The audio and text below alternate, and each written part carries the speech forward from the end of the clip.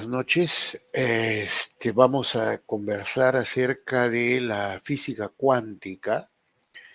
En estos minutos que vienen vamos a tratar de entender lo que significa la física cuántica y de cómo funciona, ¿no? En una forma que creo que esté al alcance de la mayoría de quienes están escuchando y viendo este pequeño video.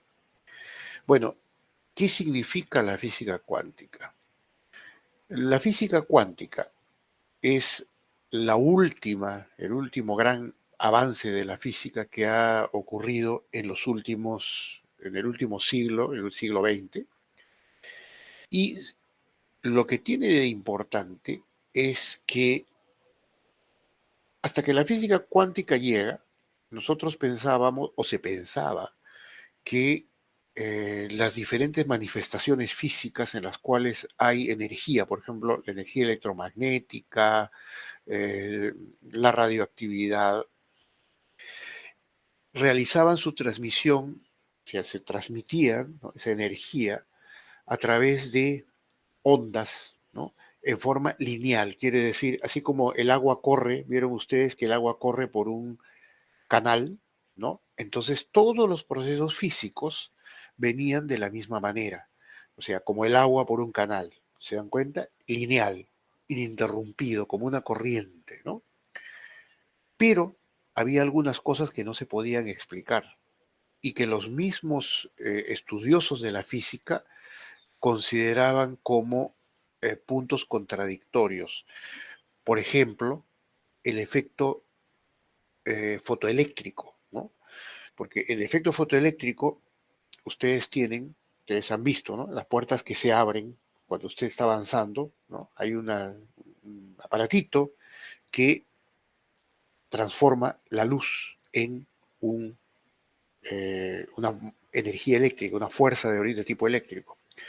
O, por ejemplo, también el tema del calor, ¿no?, la energía que emana de cuerpos que aparentemente están inactivos. Sin embargo, había todo un problema que no se entendía cómo, si estaban inactivos, pero tenían una energía determinada en reposo, y una serie de cosas así que eran aparentemente, como se puede decir, contradictorias. Entonces, ¿qué ocurre? Que las observaciones, ¿no?, de un grupo de físicos que empiezan por Max Planck, alemán, allá por 1900, comienza a establecer el concepto de cuanta, ¿no? Ese es el origen de la física cuántica. Eh, ¿Qué cosa es un cuanta? ¿Ya? Un cuanta es un concepto que dice que todas las formas de energía, en vez de ser solamente ondas, ¿no?, partículas, o sea, o partículas que van como el agua, todas amontonadas, ¿ya?, todas las formas de energía van en pequeños paquetes, ¿no?, como si fueran una serie de paquetitos donde la energía está contenida, ¿ya?, y que se mueven como si fueran, no como una corriente de agua, esto es interesantísimo, sino más bien, imagínense ustedes un ejército de hormigas que están marchando unas agarradas con otras, ¿no? Ahí tienen ustedes la idea de lo que lo que son los cuantas. Los cuantas son pequeños pedacitos de energía en gotitas o en paquetes, ¿no?, en pequeñas unidades, y que están unas junto a las otras y se mueven, ¿no? Se mueven como, decíamos, como las hormigas, que no es pues un flujo de agua, son entidades, cada una de las cuales tiene una energía propia, ¿no? Por eso le digo las hormigas, y entre todas ellas, ¿no?, trabajan, por decirlo de alguna forma. Entonces, eso es lo que en esencia nos dice la física cuántica. O también, como también se le llama justamente la mecánica cuántica, ¿no?, porque quiere decir las formas en que actúan estos principios físicos. Lo que dice Planck ¿no? Lo que establece Planck es que justamente estos paquetes, ¿no? Se aplican a todo, o sea, todas las formas de energía que se encuentran, ¿no? En la naturaleza tienen una forma cuántica. Entonces, lo primero que tienen que ver ustedes acá es que a pesar de que la física cuántica tiene explicaciones para muchas cosas, todavía hay vacíos. Quiere decir, no es perfecta, no es una explicación absolutamente perfecta. Quedan muchos puntos todavía en los cuales no se sabe bien, ¿ya?, qué está sucediendo. O sea, sabemos que existen estas partículas, sabemos más o menos cómo se comportan, pero lo que nosotros, hay muchos temas en los cuales eh, tenemos, o los físicos tienen que basarse en eh, estadísticas, características, comparar, ¿no? Pero bueno, ¿qué es lo que pasa con estos cuanta, ¿no? Estas partículas, estos cuanta, eh, decíamos nosotros que funcionan por un principio de una suerte de equilibrio. ¿Qué significa este equilibrio? Estas partículas tienen lo que se llama una energía, ¿no? Una energía que no puede rebasar ciertos límites. Me explico. Cada tipo de partícula tiene un- una clase máxima de energía que puede contener. Si por alguna razón rebasa este monto, esta cantidad de energía, entonces, ¿qué es lo que ocurre? Que se produce este, se producen intercambios, ¿no? Se producen intercambios y hay un estado de reacción, ¿ok? Entonces, nuevamente vuelvo a las hormigas. Es como que la hormiga tiene que marchar al ritmo, pero si por alguna razón se sale del ritmo, las otras la ponen en su sitio, ¿no? Entonces, no puede salirse eso. Hay ciertos principios, hay cierto equilibrio que los cuanta, ¿no? Que estas partículas tienen impuestas. Cada tipo de energía, o sea, cada tipo de cuanta, tiene un determinado límite, ¿no? No es lo mismo la energía, por ejemplo, en los electromagnética, que en la energía de los campos atómicos débiles, por ejemplo, ¿no? Tienen cada una sus propias categorías. El, el sistema cuántico, digamos que todo esto de acá eh, viene a constituir, traducido, ¿ya?, a lo que hasta entonces se veía de la física, viene a constituir ya todo un nuevo esquema. Nosotros teníamos hasta ese momento, como dije al comienzo de nuestra conversación, teníamos una física, ¿no? Una física que había llegado hasta cierto punto, pero con la teoría cuántica hablamos justamente ya de una nueva física, que es la física cuántica, que desarrolla pues sus propias reglas, tiene una serie de explicaciones, sin embargo, no deja de lado a la física que hasta ese momento se había desarrollado. Lo que hace es aplicar esta teoría, que en realidad es bastante sencilla, ¿no? Lo único que estamos haciendo es, por ejemplo, para los campos electromagnéticos, estos se explican por la presencia de los cuanta, ¿no? Nosotros tenemos, por ejemplo, en el espectro electromagnético, si ustedes recuerdan, el espectro electromagnético viene a ser determinado por ondas, hasta ahora, ¿no? En el que, digamos, el que conocemos normalmente, donde tenemos ondas que, por un lado, tienen una amplitud y por otro lado tienen una frecuencia, ¿no? Donde, por ejemplo, en el extremo de acá, ¿no? En el extremo de las ondas que tienen mayor amplitud están las ondas de radio, pero tienen menor frecuencia, quiere decir que se propagan a una velocidad menor. En el otro extremo tenemos, por ejemplo, los rayos X, cuya amplitud de onda es muy pequeña, ¿ok? Es muy pequeña. Por eso que tienen poder de penetración en el cuerpo humano, pero su frecuencia es muy alta, justamente por eso, ¿no? Al ser pequeños, van a gran velocidad. Entonces, ¿qué es lo que sucede? Lo llenamos con cuanta, ¿no? Las partículas son las que intervienen en estas ondas. Estas ondas ya no están hechas solamente de, ¿no?, de átomos en movimiento, no, tenemos que entenderlos como si fueran cuantas, ¿no? O sea, tenemos que entender todas las partículas, tenemos que entenderlas según el esquema cuántico. Y hay un comportamiento que desarrollan de acuerdo a estos principios, ¿no? Por ejemplo, lo que hablábamos hace un rato, ¿no? El caso de la célula fotoeléctrica. Los físicos no se explicaban cómo es que venía el asunto, por qué la luz, ¿no? ¿Cómo es que la luz, que es una forma de energía, actuaba sobre, ¿no?, determinados cuerpos para generar electricidad?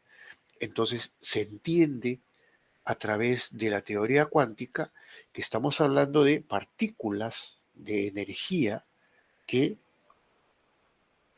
trabajan con otras partículas también de energía, ¿no? Eso es, ¿no? Ahora viene el punto, ¿no? Eso es lo que más adelante agrega la teoría ondulatoria de de Broglie, ¿no? De Broglie, en la década de 1920, justamente habla de que existen, ¿no?, movimientos ondulatorios de las partículas, o sea, hay como una especie de marea, ¿no? Entonces, las partículas, ¿ya?, tienen esos movimientos en los cuales se producen, ¿no? Se producen, pues, una serie de intercambios, ¿no? Vuelvo al caso de las hormigas, ¿no? Si ustedes han visto el movimiento de esos ejércitos de hormigas, verán pues que la hormiga se va con el terreno, ¿no? Uno ve una marea negra, pero en realidad son muchísimos animalitos que están avanzando hombro con hombro o pata con pata, ¿ya? Entonces, encuentran una piedra, ¿no? Vieron ustedes que encuentran una piedra y la, esa sábana negra toma la forma de la piedra, pasa y sigue su camino, ¿no? Lo mismo son con los cuantas. O sea, existe, decíamos nosotros, con esa teoría ondulatoria, la capacidad de estas partículas de generar ondas que tienen una serie de características de acuerdo a diferentes cambios de la materia, ¿no? Ahora, eh, por, por ejemplo, la teoría de la relatividad, ¿no?, aunque parezca mentira, no tiene relación directa con la teoría cuántica, ¿no? O sea, si bien es cierto que la teoría de la relatividad trabaja con temas como la velocidad de la luz, etcétera, no hay una relación directa con la teoría de las teorías de la física cuántica, al menos como funciona los cuantas, porque son dos cosas distintas. A veces hay gente que trata de, ¿no?, confunde una con la otra. Pero lo que sí es cierto es que el principio, ¿no?, el principio de los cuantas, ¿ya?, de la conservación de la energía así en tipo paquetes, es la base de todo. Todo se explica por eso, ¿ya? Y todo lo que ha venido después, ¿no? Todo lo que ha venido después no es sino explicar el movimiento de esas partículas. Ahora, nosotros tenemos que recordar que la aplicación de esto se da fundamentalmente en la explicación de los famosos campos, ¿no? Nosotros tenemos que entender que hasta hace hasta hace un siglo, ¿no?, con la física tradicional, nosotros teníamos que había, distinguíamos cuatro campos. No sé si ustedes recordarán que teníamos que había un campo de lo que era las fuerzas atómicas fuertes, ¿no? O sea, la, como podríamos decirles, las fuerzas que mantienen pegados a los átomos, ¿no? ¿Se acuerdan que esa es la primera fuerza, la que une el universo en realidad, ¿no? Esta es la fuerza que llamaríamos pues la fuerza nuclear fuerte, ¿no? Es la que mantiene la materia cohesionada, ¿ya? Ahí es los, eh, la unión de neutrones, protones, ¿no? Esas es las fuerzas nucleares fuertes. Después tenemos las fuerzas nucleares débiles, que son las que producen la radiación, o sea, son, ¿no?, emisiones de partículas, ¿no? Ahí están, por ejemplo, las radiaciones gamma, todo lo que es la desintegración del núcleo. Después tenemos lo que es el tercer campo, que es el electromagnético. ahí tenemos electricidad y magnetismo, con los electrones, que son los que, perdón, los fotones, que son los que transmiten la energía, pero ahí viene lo interesante. Antes se decía que en el campo electromagnético eran los electrones, pero con la física cuántica se ha demostrado que en realidad son los fotones. O sea, la fuente original no es el electrón, sino es el fotón, la partícula de luz, ¿no? Que tiene una energía implícita. Y el cuarto campo es el gravitacional, las fuerzas gravitacionales, que son las que ya sabemos nosotros que atraen a toda la materia, ¿correcto? Entonces, los tres primeros campos, la física cuántica ha encontrado su aplicación perfecta para definir bien cómo funcionan, y no solo eso, acá viene lo más interesante, cómo se relacionan entre sí. Porque antes se consideraba que cada uno era una cosa separada, o por lo menos los dos primeros, que eran el de las fuerzas nucleares fuertes y las fuerzas nucleares débiles, no tenían que ver con el electromagnético. Pero se ha ido verificando que sí hay una vinculación, ¿no? O sea, están ligados, entre ellos pueden interactuar, se pueden explicar las interacciones. Y esto sirvió, entre otras cosas, para el desarrollo de la investigación en lo que es física nuclear, ¿no? Porque al conocer nosotros la capacidad de un campo de actuar con los otros dos, pudieron desarrollarse tecnologías adecuadas, ¿no? Porque se sabía ya que era posible, ¿no? El único problema ha venido con el campo gravitacional, ¿no? El campo gravitacional es el único que la física cuántica no ha podido explicar, por eso les decía al comienzo, no tiene explicación para todo. Hay muchas cosas que todavía no ha llegado, o no entra, tal vez porque no es de su competencia, ¿no? Pero es ahí hasta donde ha llegado. La fuerza gravitacional, no sabemos si realmente hay una partícula que la dirige, ¿no? Algunos dicen que es el gravitón, pero no hay ninguna seguridad. Entonces, eh, ¿cómo les podría decir? La fuerza gravitacional está fuera de eso, ¿no? Y se ha intentado explicarla, se pensó que podría encontrarse una partícula de energía cuántica que estuviera metida en el campo gravitacional, pero hasta ahora no se ha podido. Por eso decíamos al comienzo, no hay explicación para todo, pero sí para la mayor parte. Y eso es lo esencial de la física cuántica, su capacidad de ser aplicada, porque hoy el desarrollo de nuestra tecnología, y esto es lo que tenemos que subrayar, tiene mucho que ver con los principios de la física cuántica. ¿Por qué razón? Porque como decíamos al comienzo, al considerar la energía como una cantidad grande de paquetes energéticos, ¿no? Capaces de intercambiarse entre sí, independientemente de su origen. Esto es lo importante, ¿no?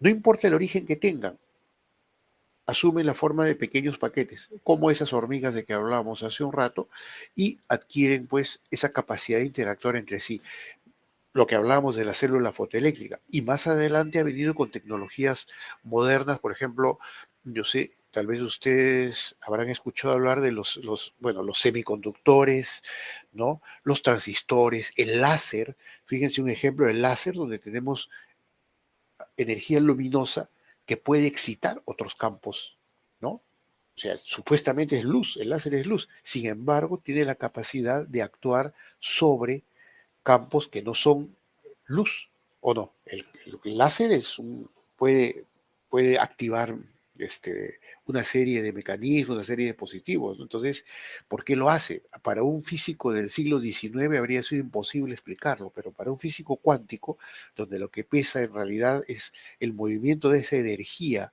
¿no? Esa energía que está por todos lados, ¿no? Todos son cuanta, todo es esa energía, esas hormigas, es como si todo estuviera hecho pues de una serie de pequeños microorganismos que están unidos entre sí, ¿no? En contacto continuo, y el hecho de que desencadenen una energía o no depende de nuestra capacidad, y este es el principio de Dirac, es importante acá. Lo que añade el físico Paul Dirac ya mucho más adelante en el siglo XX es justamente eso, ¿no? La energía está alrededor nuestro, ¿correcto? Esa es la teoría famosa del océano de Dirac. O sea, nosotros imaginemos esto, ¿ya? Que también es un aspecto importante de la física cuántica. Imaginemos nosotros que estamos en una balsa sobre un mar en calma, ¿ok?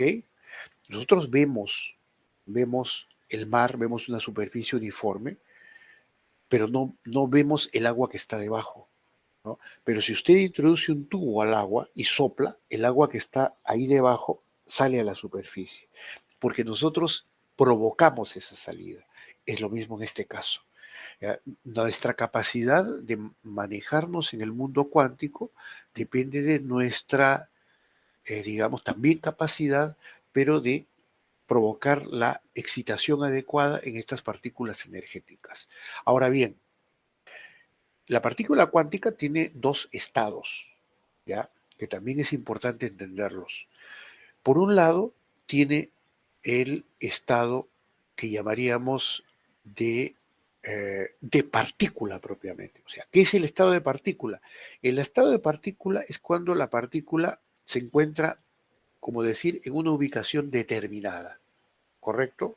Vendría a ser, hablando en términos un poco sencillos, una especie de estado de reposo, ¿no?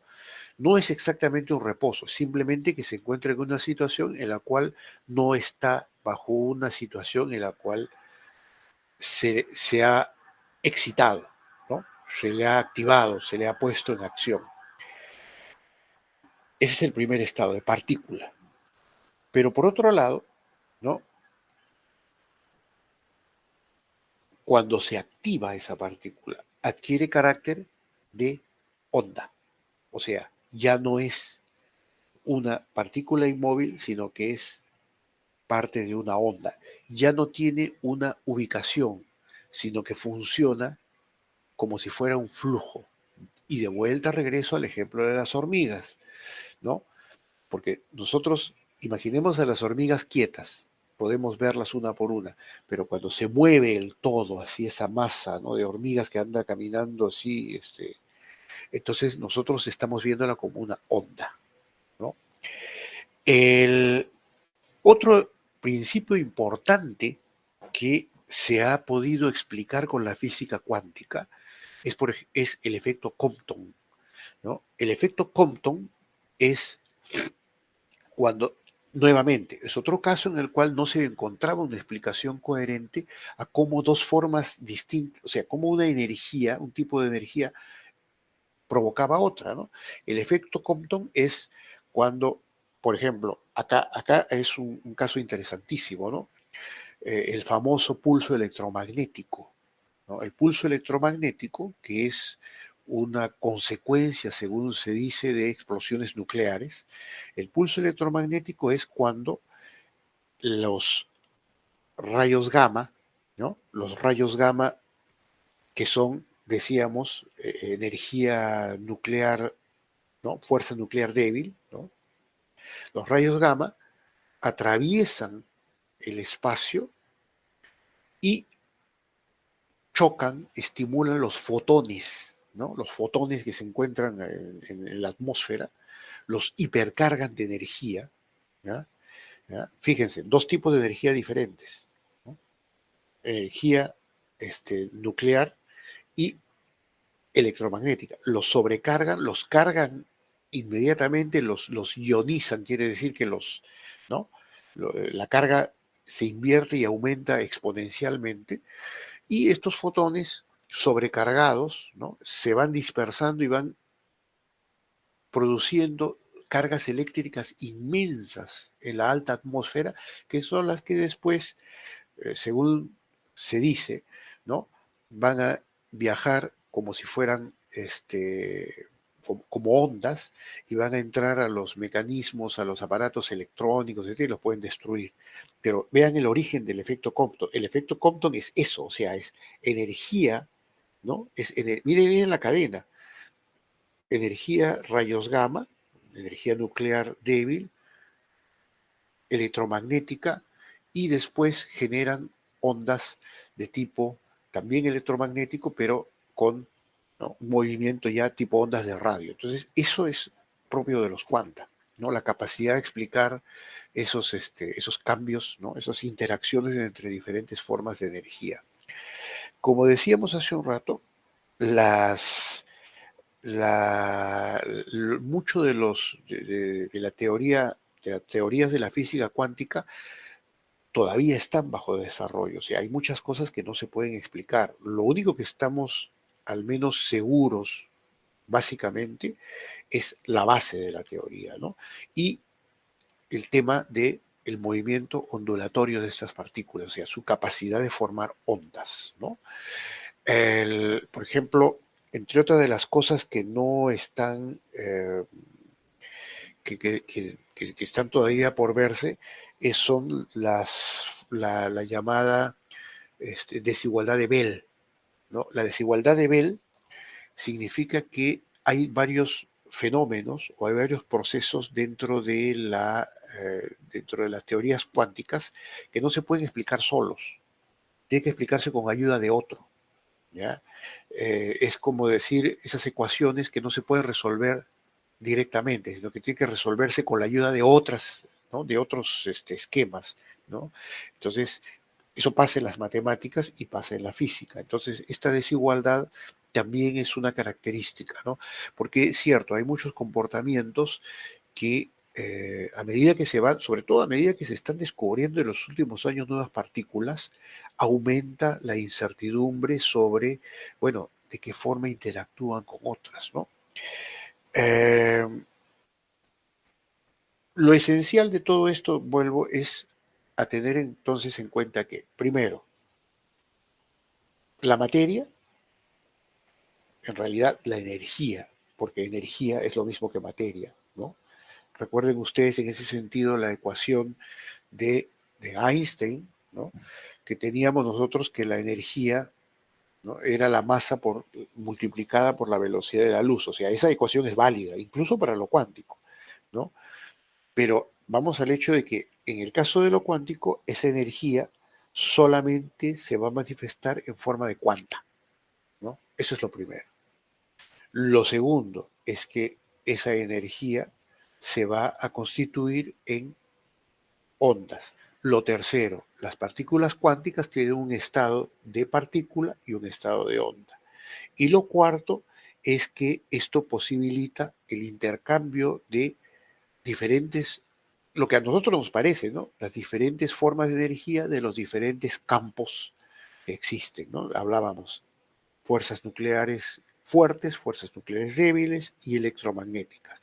La única excepción es el campo gravitacional, pero como les dije, es una de las cosas que no se pueden explicar con la teoría cuántica, ¿no? Y finalmente recordemos pues lo que hablábamos, ¿no? La aplicación de la teoría cuántica, de la física cuántica, ese principio que decíamos, ¿no? Del intercambio de diferentes formas de energía que estamos viendo actualmente, ¿no? Muchos aparatos que nosotros vemos, ¿qué es lo que realizan? Lo que realizan es la transformación de una forma de energía a otra, ¿ya? Repito otra vez, el ejemplo de la célula, por ejemplo, la célula fotoeléctrica, los semiconductores, la energía termoeléctrica, pero no la de los generadores termoeléctricos, sino donde hay una, como diríamos, el calor transformado en electricidad por diferencias de potencial en los conductores, ¿no? O sea, hay varias formas, pero todo eso es aplicación de la teoría de la física cuántica,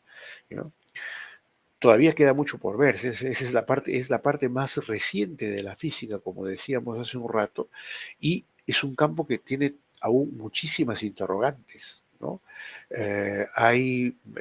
Y como también comentaba hace unos minutos, una de las cosas que más impresiona cuando uno revisa la física cuántica es que a veces hay tres o cuatro teorías diferentes sobre el mismo punto y como que pareciera que entraran en contradicción, pero es porque todavía se está investigando muchas cosas, ¿no? Bueno, yo creo que esto es lo más, eh, digamos, lo más eh, sólido que podemos decir acerca de la física cuántica y pienso que eh, ha sido una introducción a un campo que es para muchos de quienes me están escuchando debe sonar un poquito extraño, ¿no? Sin embargo, reitero, ¿no? Es un campo nuevo, ¿no? Pero vamos a ver qué sucede en los próximos años. Recordemos que a mediados del siglo XIX nadie sospechaba que un día lograríamos dominar el átomo. Quién sabe lo que lograremos con la física cuántica dentro de 50, 60 o 100 años. Muchas gracias.